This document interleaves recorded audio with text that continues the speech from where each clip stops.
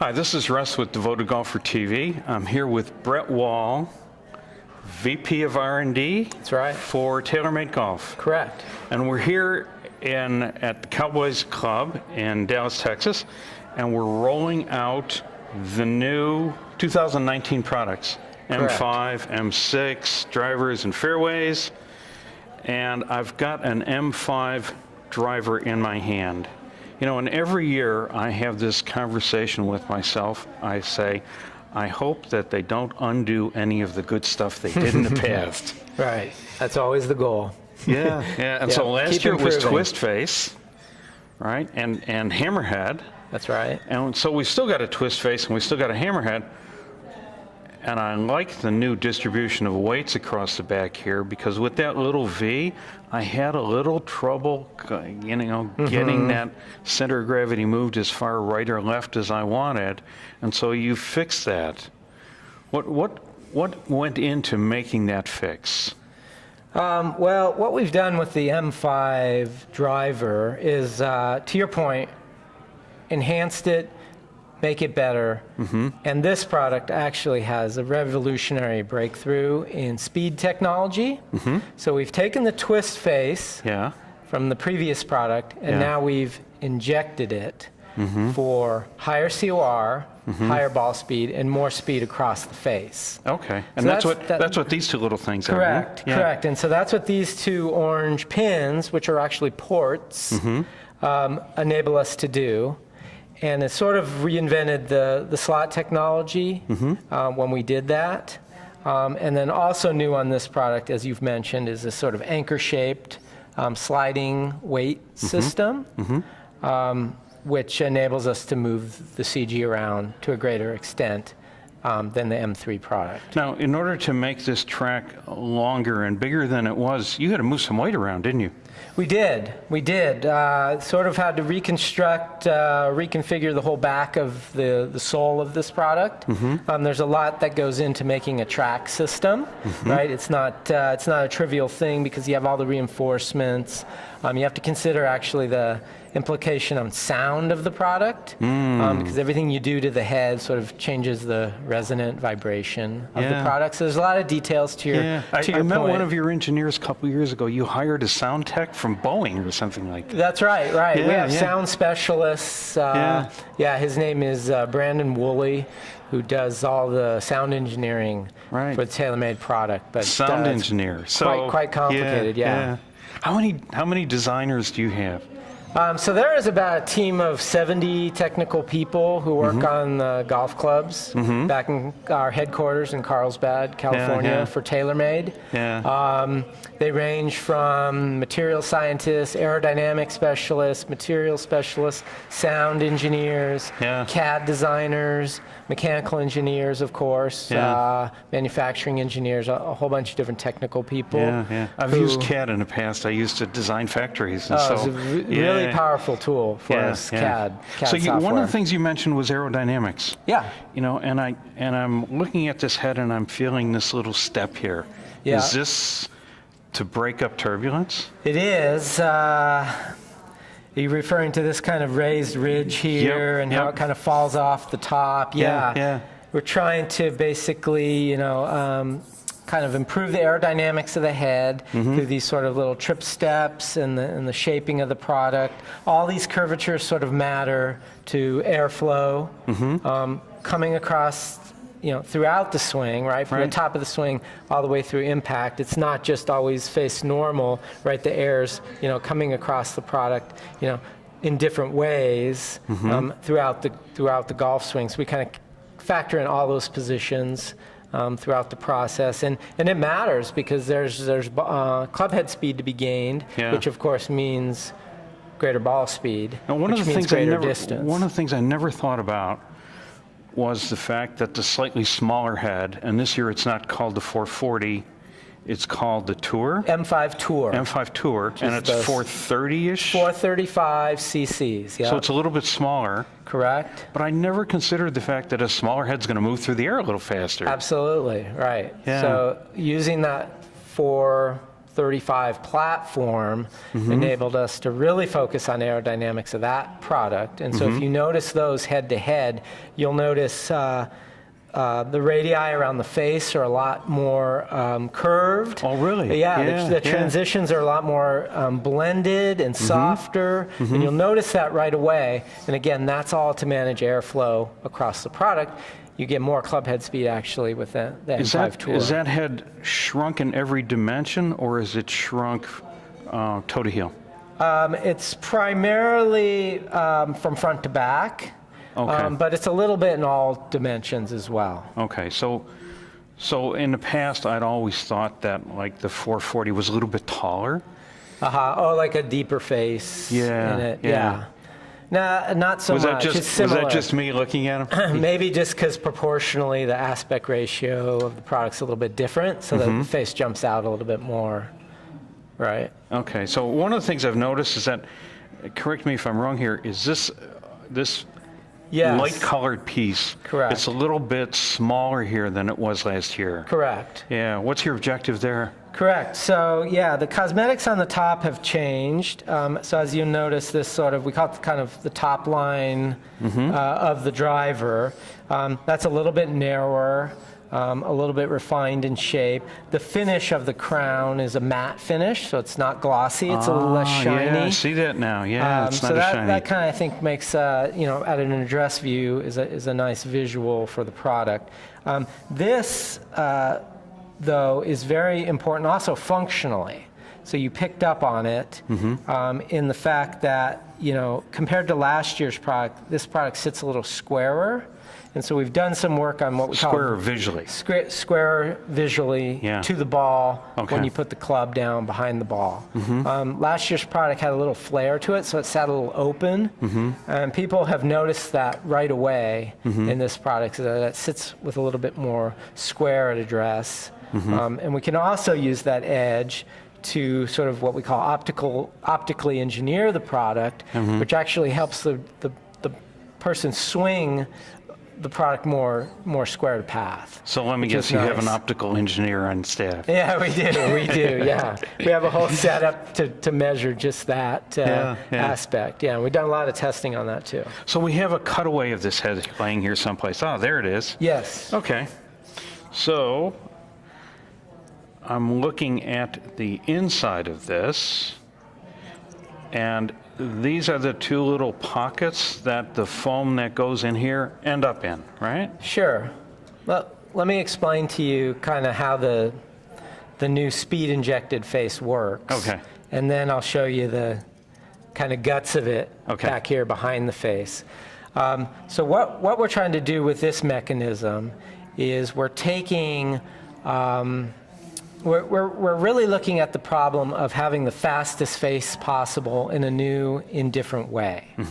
And so the process we've used to kind of tighten that standard deviation of the variation you might see across all the products you make is we actually end up making all of our heads sort of too fast to start with. So all of our heads at some point in the process are in a non-conforming state. What do I have to do to get one of those too fast? Consumers won't get those, but we've had that question before. And so what we do is from that non-conforming state, our goal is to bring everything back to tune the speed just on the side of USGA conformance, right? As close to the 830, the 0.830 COR limit as we can possibly get to. So we're not going to have people shaving faces anymore and crazy stuff. No, not at all. These are kind of replacing that whole kind of need to try to get the spicy head, right? Everybody thinks the tour players have the spicier heads, and they used to. In some cases, they actually do, right? Because we can 100% measure those tour players' heads and make sure that they do get the fastest. But then in the whole market distribution, right, somebody's losing out on that equation. Now with this new speed injected technology, everybody's going to benefit from getting an optimally speed-tuned product. So as a fitter, when I fit you into one of these heads, there's no concern that the head you're going to get is the same as the head I fit you with, because they're all going to be the same. Exactly. Yeah. Exactly. And people have had that experience, right? They fit with one thing, they walk away, and then when they hit it later, they say, well, it's not as fast. Something's not. But it's never the quite swing the that same. wasn't as fast. Well, Yeah. you know, there's all sorts of variables, but this is the way we can improve one, and it's a dramatic, meaningful one. So let me take you inside here. It's because these orange pins are sort of the visualization of the technology. Those are actually holes through the head, which are filled with these pins very flush to the face. And we've done a lot of durability testing on these, so we don't have to worry about these coming loose or breaking or anything like that. And the USGA is okay with these? The USGA, yeah, we worked really closely with them on this project because they have a very strict requirement about flushness of these pins. Oh, okay. And so, yeah, everyone can rest assured that these will be safe and conforming. Okay. But really, because every head starts too fast, too flexible, we have to have a way to kind of slow it down strategically. And so that's what you're seeing inside here is a resin is getting injected through the ports into these very precise areas here behind the face. And the speed is then tuned. The face is slowed down to inside the limit.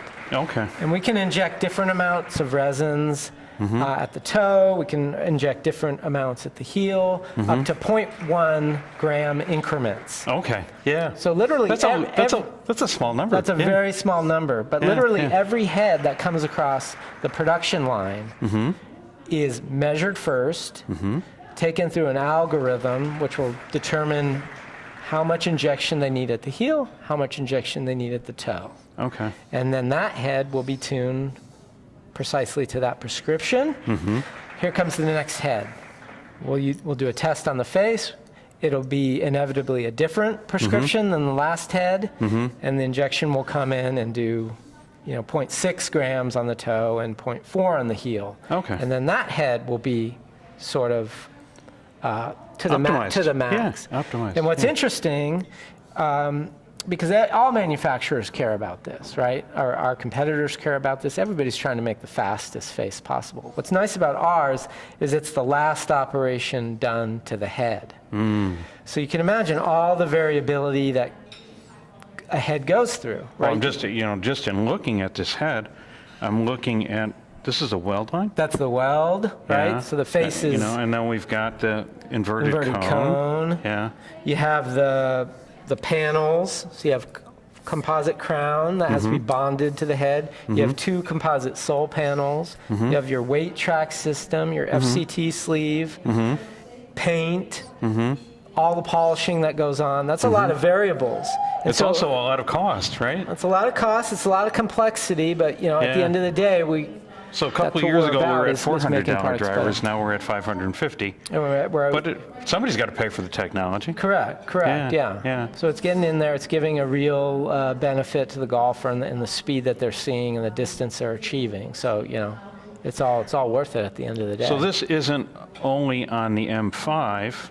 We have an M6 here someplace? Correct. Yeah, there we go.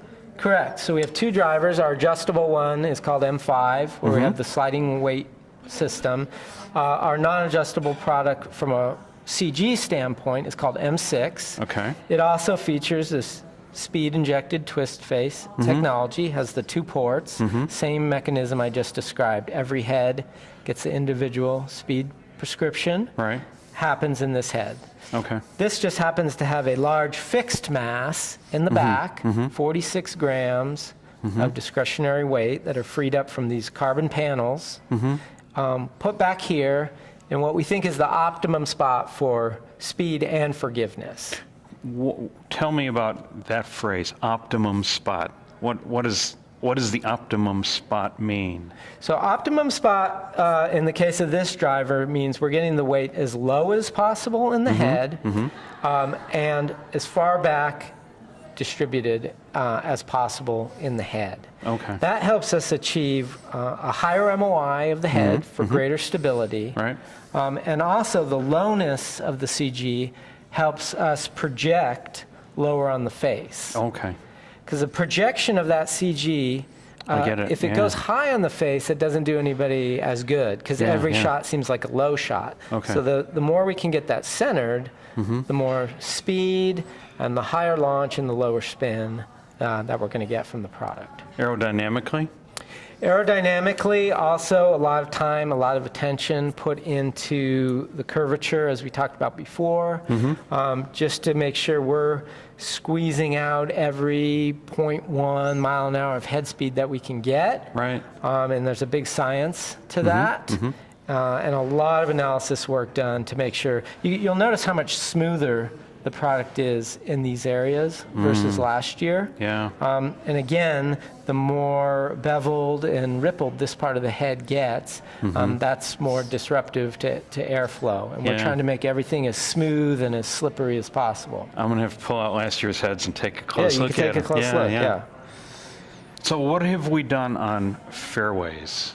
I listened to the discussion of this earlier, and I was absolutely fascinated with some of the points. Let me walk you through the fairway wood technology. The first thing you'll notice is the twist face technology. So we have twist face. For the first time ever in our product line, we're going to have twist face technology on fairway woods and on hybrid clubs. Okay. It's probably the number one question we got last year when we introduced twist face on the driver was, why isn't it on the fairway woods? Sure, yeah. So we had to answer that question. We had to collect more data. We had to gather more swings, more impact locations to figure out, well, does it make sense? The answer to that question is yes, it absolutely makes sense in a fairway wood.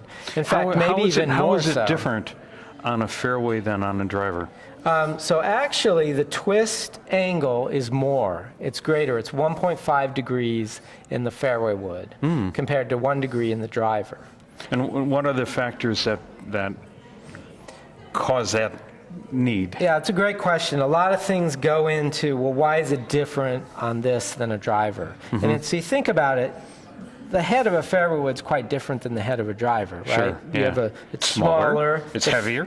Exactly. The face area is smaller. Right. MOI is less. The CG back parameter we called CG back. It's far more forward in a fairway wood than it is in a driver. In other words, it's closer to the face. It's closer to the face. So that all that then determines how a golfer swings the club and presents it at impact, and then also how we have to engineer in the curvature to get it to do what we want.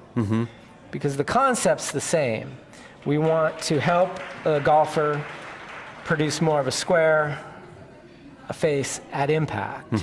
Because we know a slightly open face or slightly closed face, right, you're going to go left or right pretty quickly. And so we've taken what is around an 18-yard dispersion range from left to right. We've taken that down to about a 3-yard dispersion range. And that's a dramatic increase in accuracy in our fairway and hybrid product this year. Dramatic, yeah. This will be in my bag next week, by the way.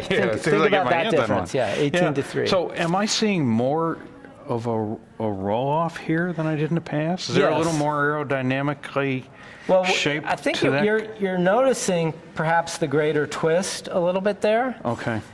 Which we've worked hard to not have that affect how it looks at a dress. So I'm thinking when I set this down, what's it going to look like? Yeah, but I think it still looks pretty square and easy to align. So, but that becomes a trickier proposition when the face gets shallower. Now, when I look at this weight in here, initially I thought it was just a screw. I move it here, here, here, but this whole piece actually slides right or left. You're right. So you're hitting on one of the key innovations in the M5 line of fairway woods, and that's. And as you point to this logo, sorry to interrupt, but I see the word titanium here. That's right. Yeah. So what we've done is we've learned that to make an adjustable fairway wood as good as it can be, we were in steel. We were kind of hitting the limits. We were hitting as far as we could go with a steel construction. And so with this, because weight. Yeah. Discretionary weight. Okay. We couldn't free up enough mass from the structure to do what we wanted with the CG in the head. Okay. So you put a titanium frame So on we it. went to a titanium frame. Yeah. So this is a titanium cast head, just Okay. like in our drivers now. Has a carbon crown, just like in our drivers in our previous product, which frees up more weight. So going to a tie body, which is density is about half of steel, Okay.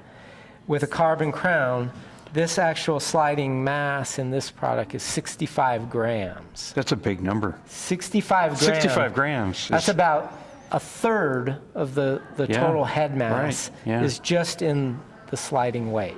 Okay. So so it's actually going to work. I mean, there's going to be some.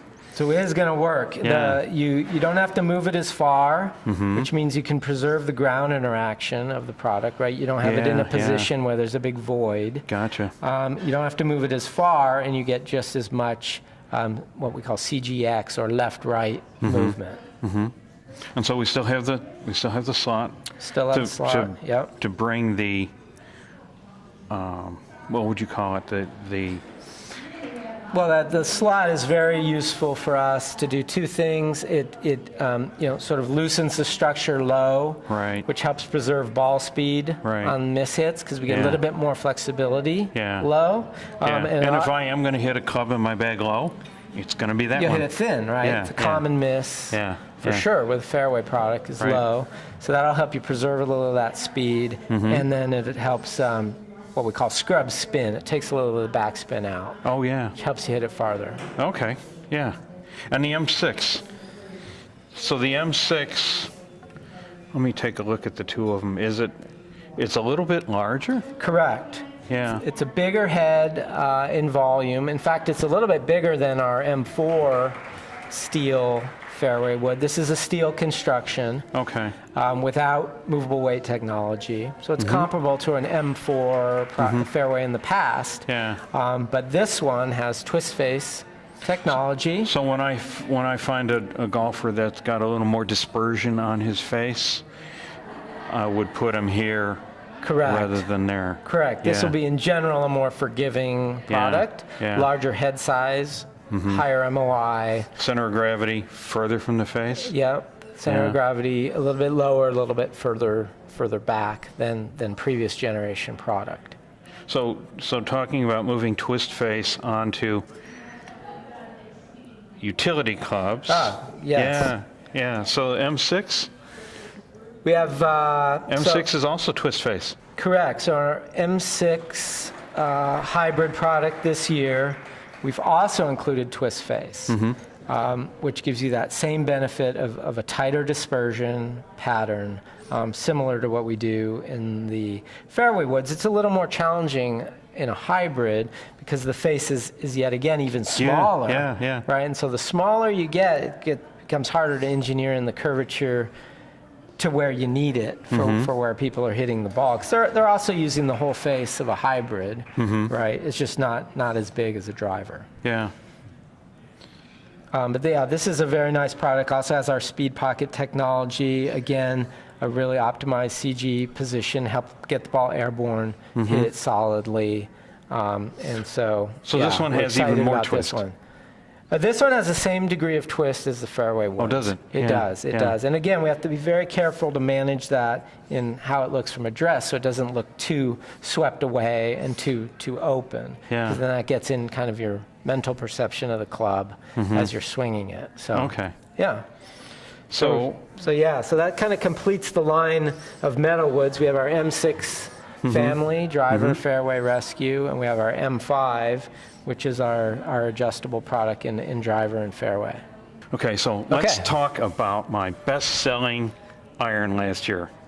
This one swept away the competition. P790. P790. Yeah. It's a very exciting product for us. 75% of my iron sales last year. Oh, wow. That's good to hear. Yeah. Am That's I the good to only hear. guy, or No, was it's very popular. Yeah, it's been popular ever since it was introduced. Yeah. Yeah. So tell me a little bit about the foam technology and the thickness of the face and what that brought to the party. In fact, I did a fitting with this 2 days ago. Right. 12 yards. 12-yard gain. 12 yards. Yeah, that doesn't surprise me. It's a pretty unique product, how we can have such a thin forged face, which is very high strength but very thin, and yet we can have it sort of sound and feel like the expectation of a forged product should be by using this port on the toe, injecting it with speed foam, which is a light yet kind of supportive material that's injected inside the head and sort of backs the face up, but doesn't impede the sort of velocity of the face. Okay, so the face can still flex here. The foam just keeps it from flexing, let's say, too far? Too far, right. So it aids slightly in the durability of the face, allows it to sort of flex and release, and then sort of quickly damps out the vibration of the head as it sort of vibrates and oscillates. And so that damps that out so the golfer doesn't experience that. So you don't get that shock coming up the shaft. Yeah, or you don't hear that. Yeah. Right, which is that kind of that frequency that sometimes in irons it's kind of we don't like to hear. I mean, the golfer that I worked with was just stunned. Actually, we had this against another club. I mean, they were perfectly matched, same shaft, same length, everything else. And 12 yards. It's just like 12 yards. He's just looking at the numbers on the radar gun. I knew I didn't want to hit that head because that was going to be the end of the story. Right. That's what he said. And so we've got a companion product this year, which is 760. We do. So this is our latest addition to our P series irons. And so they all start with 7. Okay. So we have the 790, right, which is our most forgiving one, our 730, which is our muscle-back blade iron. So this is the 760. So as the name implies, it's somewhere in between that. Okay.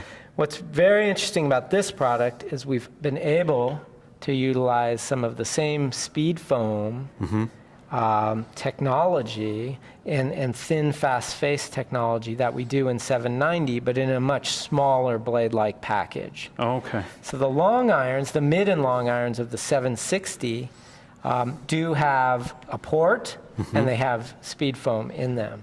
The short irons are more like true forged blades. Okay. So they don't have the foaming technology, and they're going to deliver the performance of more of like a P750 type club would. Okay. But as you get into the longer irons, you're going to get that speed, you're going to get that trajectory that you're looking for in a 3-iron, 4-iron, 5-iron type of range. Okay, so you're going to give assistance in the long irons, but consistency, a little more consistency in the real short irons and the things you would approach the green ones. And all with respecting the feel of the product, because we know anyone playing an iron, this is a pretty thin top line, pretty small head.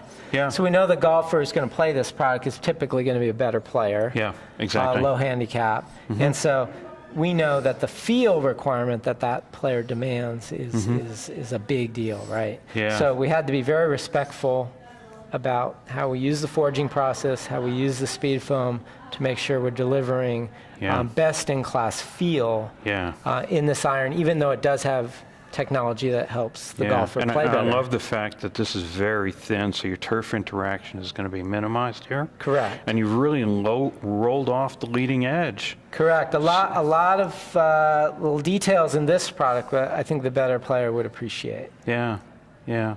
So we've got 2 other irons. Yes. We've got the M5 and M6.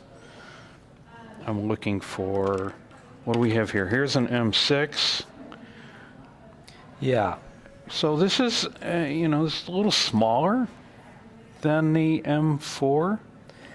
Not too much smaller overall face size. What you might be noticing is just some refinements in the top line that make it look a little skinnier, a little bit more beveling to the product. Yeah. Make it looks a little more streamlined. Yeah, rolled off a little better in the back. Yeah. Exactly. Just I think those are more enhancements to the overall look of the product. Yeah. So tell me about this little gizmo right here. Yeah. So I was wondering if you're going to jump to that. That's obviously the main new thing. This is a feature we call Speed Bridge. and you'll find it in both the M6 and M5 game improvement irons for 2019 for TaylorMade. What this does is it's a very instrumental new feature in our iron design, which helps us do a couple things. As you can imagine, as distance irons have evolved, they've gotten thinner and faster in their faces. And that's a good thing for most golfers, right? More speed, more distance. So they can hit shorter irons into greens and have more confidence, have more success. What that does, though, is it thins out the structure, and structures, particularly the top line of the structure, starts to get a little more unstable, if you will. Yeah, as I look at this, I can see how it's been milled out. It's very undercut because, again, we want to move the CG low to the sole. It's another fundamental attribute of a good distance iron is low CG, get the ball airborne. But as you note, the carving out, the thinning of the top line produces a structure that's prone to a certain frequency and a certain vibration mode. And so primarily what we wanted to do was quiet that structure down because it does two things. First of all, anytime a structure is moving, you're losing energy. So we want to quiet that structure down so all that energy can go back into the golf ball. Gives us more speed. Also, as we're vibrating in the top line, we're producing that kind of off pitch, that kind of clacky sound. And so this bridge member stabilizes that top line so it can't wobble, it can't oscillate in an undesirable way. That leads to more speed going into the ball at impact and a better sounding and better feeling product. So it's really a fundamental structural change to irons, which is kind of a big deal. Game improvement irons haven't seen something like that for many, many years. So you're taking even more weight out of the crown. You're able to push it down even further, and you're stabilizing the crown there. Correct. Which means you're capable of getting more flex into the face because the top of the face is stabilized by that reinforcement. Correct. Yeah, imagine if you had a trampoline and one side of it could move. You're not going to bounce as high. If you 360 degrees stabilize that trampoline, you're going to bounce much higher. So that's kind of the point. That's great. So you have a huge sweet spot on this. Absolutely. Oh, by far our largest ever for game improvement irons. And so what's the difference here in the M5, which is a slightly smaller head? Maybe a little smaller top line. It is. It's a little bit more compact head design. It's a little bit smaller package. So we certainly find that golfers, particularly with irons, they really have a strong perception about what they want to see. Some people are grab and go. I get a lot of people that are afraid of the 790. They take a look at it and they say, I can't hit that. That's just too small. So they might react to the smallness of that head, but they might react to the largeness of this head as being a bit too big, a bit too maybe too much to look at.